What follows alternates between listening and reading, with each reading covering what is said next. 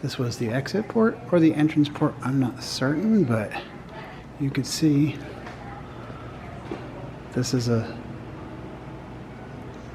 survivor of the times. This is very cool actually, and kind of creepy.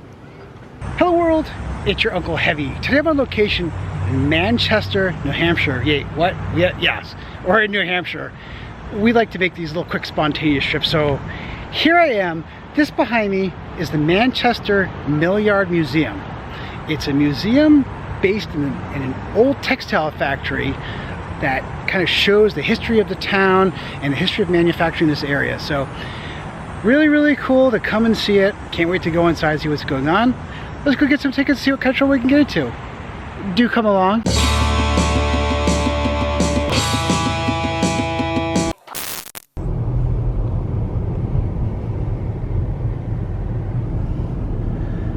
They've turned some of these buildings into the university. Just look at all these buildings that used to make up the mills here. Big, beautiful, giant buildings. Amazing. Look at this side here. Enormous.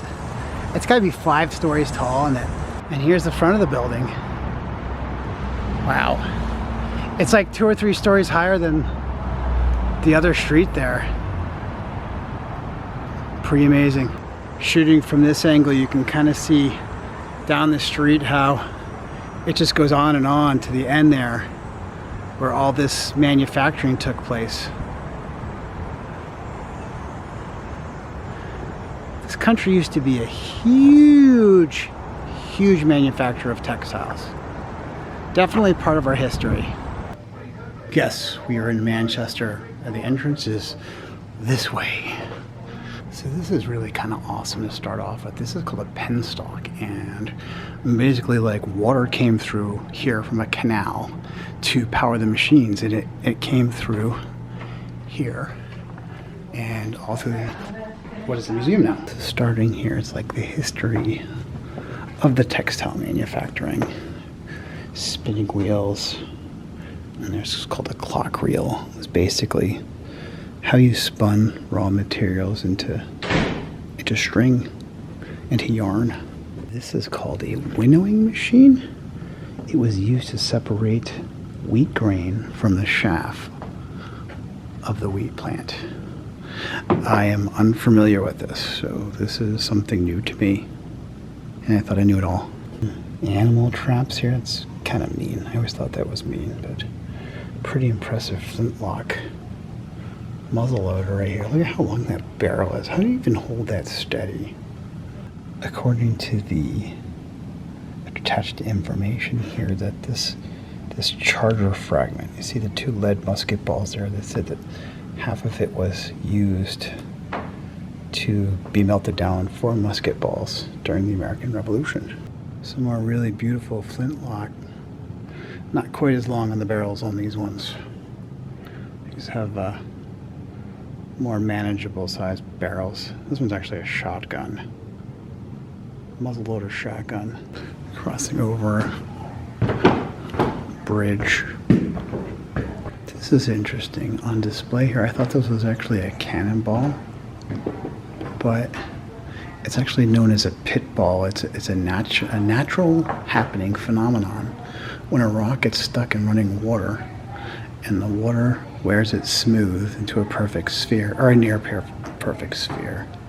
But yeah, that's not hand cut. That's nature being cool. Here's a model of the entire mill number 3. Look how gigantic that was. Textile was such a huge business back in its day. This is an older belt-driven knitting machine, and you can kind of see how the hooks there spun, and you'd have the product come out underneath rapidly. And again, when I spoke earlier of the belt driven from the water source, here's a great example of that. This was the exit port or the entrance port, I'm not certain, but you could see this is a survivor of the times. This is very cool, actually. And kind of creepy. Hello? What's echoey? All the belt wheels and gears and whatnot, part of the machinery. And look at this gigantic loom they have here. I'm not sure if it's output capacity, but in the manufacturing times, I'm sure it was quite a bit, rather than hand weaving. Look at this. This is basically the timetable of the average worker. It was an 11-hour day, started at 6:30 and ended at 6:45 with breakfast, dinner, and commence work after dinner. That's a long day. And here's a more modern weaver, and it's got this really cool mechanical, like oil smell to it that I absolutely love. And another one here. Quite amazing.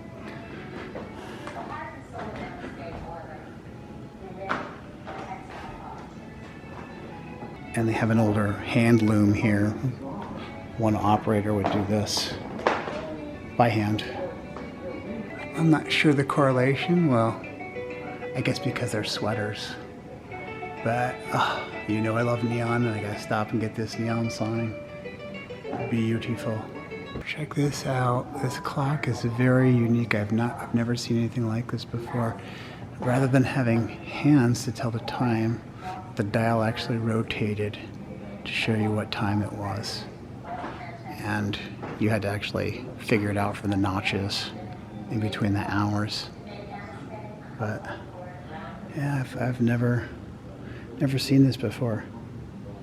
I thought I've seen it all. That's two things I've never seen before today. Mark this down in history. Now we're kind of moving into the worker housing here. They've got an old phonograph here. Their typical clothing of the day. Oh, they've got an old radio back there. So this is kind of cool. It was the door to the one of the overseers' housing, and you've got two newel posts for the general employees' housing as well. You can tell, obviously, this one seems to be more common, where this being more ornate, I'd say this person, the people that lived in this were a higher position, higher paying position. I have to do one of my around the corner effects, because check out this fire engine right here. That's amazing. I never ever quite figured out, or have taken the time to look up, how this style of a fire engine works. I know it has something to do with boiling the water to create pressure, because you always see them in movies where smoke would be coming out of that smokestack. And I'm not sure. I'll have to look that up and get back to you, but what a beautiful piece. All that shiny metal. Coal tender right in the back. But yeah, here's a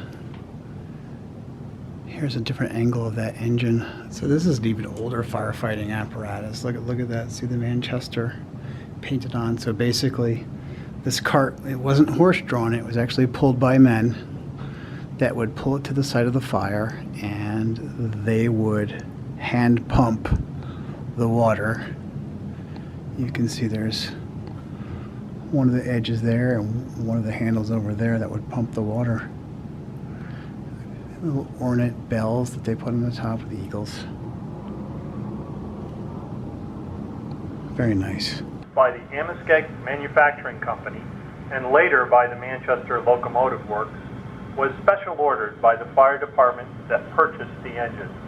Details such as the engine name, wheel width, paint color, and ornamentation were made to order, and lanterns and nameplates with the engine's name were affixed to the finished engines before they were delivered. There's a pretty old fire hydrant. I think it says it's from 1925, and you could see it was before the time that they had 5-inch lines to feed the engines of today. I completely missed this uniform here too. I almost left this area without checking out the firefighter duds. Does anybody remember Cot soda? I remember it was kind of a unique flavor. I'm not even sure if I've had it in my life. I'm not sure. This one says true fruit flavor. So yeah, I think it was like Fanta, that sort of kind of thing. Orange sodas and grape sodas and that. Cot. So now check out this little hallway here. This is kind of cool. They've got all the little shops and sundial shoes there at the end. Very nifty. It's kind of a neat little museum. I almost walked past this. Michelle found it. This is a little sculpture of the courtship in Sleepy Hollow of Ichabod Crane and Katrina Van Tassel. Now, if you've been following my channel for 100 years, you'll see I have quite the history of Sleepy Hollow. If not, well, now's a good time to go check it out. This storefront has some ladies' fashions. Photography studio. Now, we were just out at Eastman not that long ago. We touched on the cameras, but some pretty cool photography. All right, here's where I nerd out on you. I know what this is. This canister here, that's actually for developing film. So it's all a light tight box, and if you take that out, there's a spool that you wrap the undeveloped film in, and you put it inside here, and you actually turn that handle in the solution, the developer, and that's how you develop film. And then stop bath, and then fixer. Look, the timer even has the Eastman name on it. Very cool. And of course, we've got City Hall. Looks like a constable hat. Oh wait, that's the chief of police's hat, sorry. Here's the soda shoppy.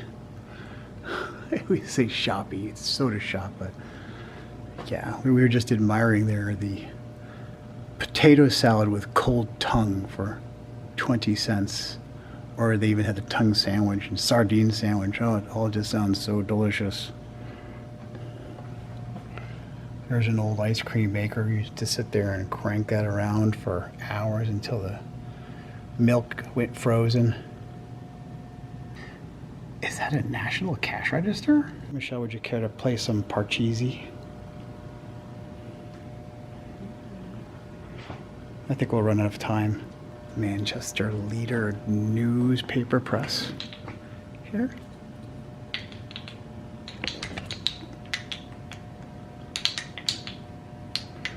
Do you know what it's called, Michelle?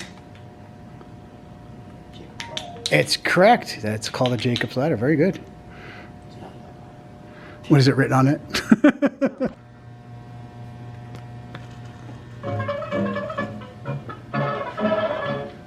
Sundial shoes are the shoes that mothers wear, shoes that fathers wear, sisters and brothers wear. Sundial shoes. Hey, why don't you buy a pair of sundial shoes? There we go. A little traffic light here. Permanently stuck on stop on this side. I love how it says the word stop on it.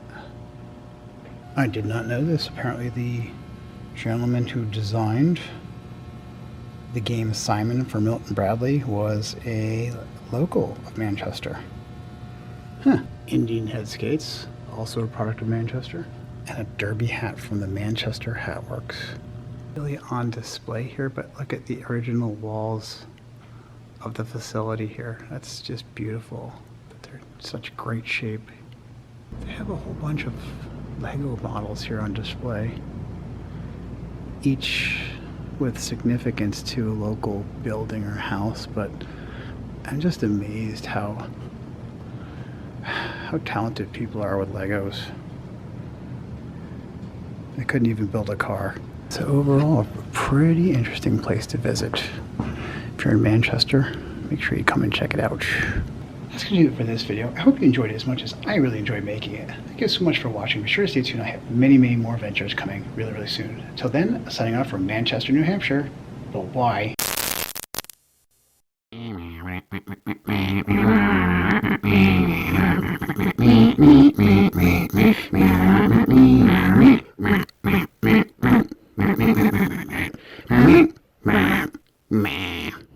Camcorder. Mine. No way.